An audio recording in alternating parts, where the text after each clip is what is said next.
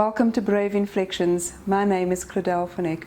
You know, in recent times in South Africa, one of the news items that has really captured the imagination of the South African people is this whole issue of state capture that has really been reported widely on in the last couple of years. And my international viewers may wonder, why are the South Africans so obsessed with this issue of state capture? And you may find that in your environments, a lot of the things that are happening in South Africa are happening in your countries as well. I think there are two main reasons why, amongst others, why South Africans are so obsessed with this thing. And I think the one is we'd been in isolation for such a long time under the previous regime that we've kind of lost touch with what is happening in the rest of the world, and we naively thought that the level of corruption that we're seeing now would not happen here in South Africa. So it happened right under our noses. And the other is, I think, because maybe because we're such a diverse country, we tend to love to air our dirty laundry. And therefore matters do seem, in relation to other countries, may seem bigger for us. When we talk about state capture, it's really about political corruption where private interests would significantly influence the government in terms of their decision-making processes. And it is systemic.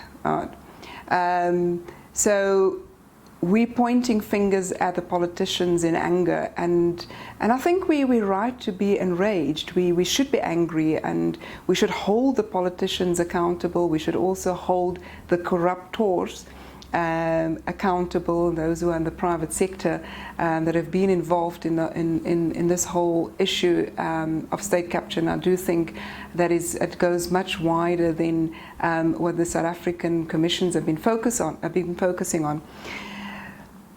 But as we're pointing fingers at the politicians, you know, I chuckle to myself, because I think that a lot of the fingers that are being pointed at the politicians, lots of people in leadership positions in other spaces, not looking at the three fingers pointing back at them.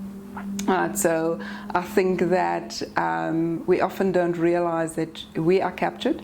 And so let me give you an example to illustrate my point. So if you look at a board of directors, you may often find that even when you have very senior, respected people sitting around the table, that when they come across unethical behaviour within the organisation or worrying signs, they're afraid to speak up. So especially when you have a very dominant CEO, you may find that people are more concerned about losing their position on the board than they are concerned about the consequences of the culture of silence that prevails on the board and may prevail within the organization as well, because the tone is really set at the top. So when you are not able to speak up because you're afraid that you're going to lose the position, it really is all about money, then in a way you are captured. You've lost your independence, and you then do not have much of a right to point a finger at somebody else who is captured in a different way.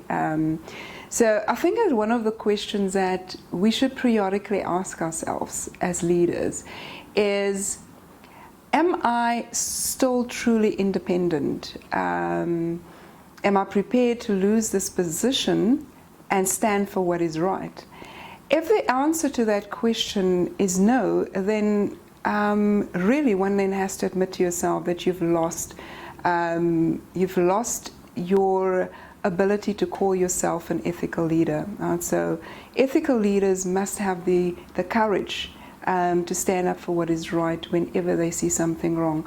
A board of directors are responsible at the end of the day for the organization, and they have to set the right tone at the top.